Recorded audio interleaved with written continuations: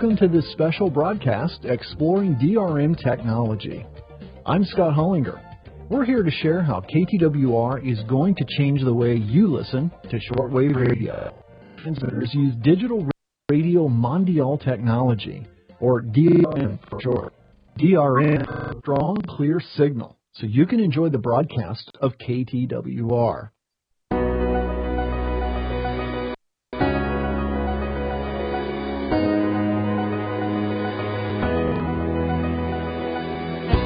Global Radio Ministries and Jan Ministries International through Project Air Jan now bring you the Book of James.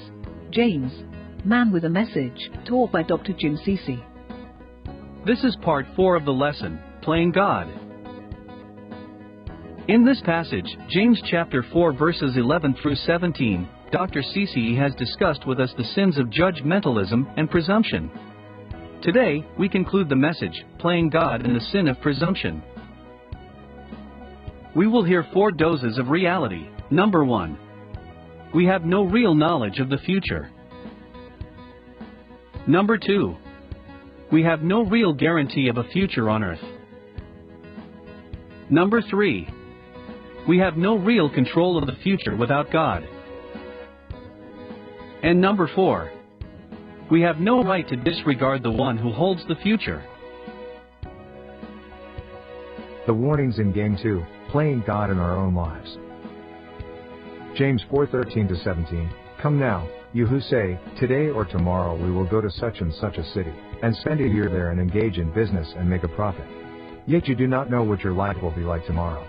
You are just a vapor that appears for a little while and then vanishes away. You ought to say, if the Lord wills, we will live and also do this or that. But as it is, you boast in your arrogance. All such boasting is evil. Therefore, to one who knows the right thing to do and does not do it, to him it is sin. Here is Dr. Cece with the conclusion of Playing God. Listen again to what James said. Verse 13-17, he says, Come now, you who say, today or tomorrow, we will go to such and such a city and spend a year there and engage in business and make a profit. Yet you do not know what your life will be like tomorrow. You're just a vapor that appears for a little while and then vanishes away. Instead, you ought to, as the Lord wills, we will live and also do this or that. But as it is, you boast in your arrogance. All such boasting is evil. Therefore, to one who knows the right thing to do and doesn't do it, to him it is sin.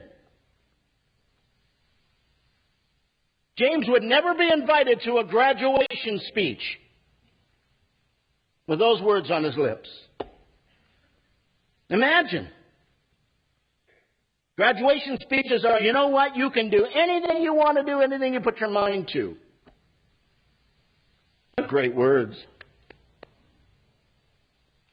See, during the time that he's writing this epistle, James is observing. Remember, he's an old rabbi. He's just scratching his beard, and he's just looking at life.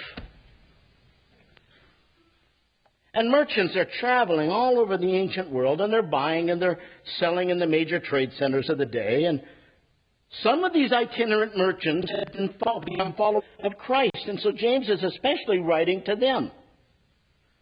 And the problem wasn't that they were engaged in business. That wasn't the problem. It wasn't wrong for them to plan their trips, set goals for their business. Their sin was in making plans without involving God in the process. They had relegated their spiritual lives as something separate from their everyday lives.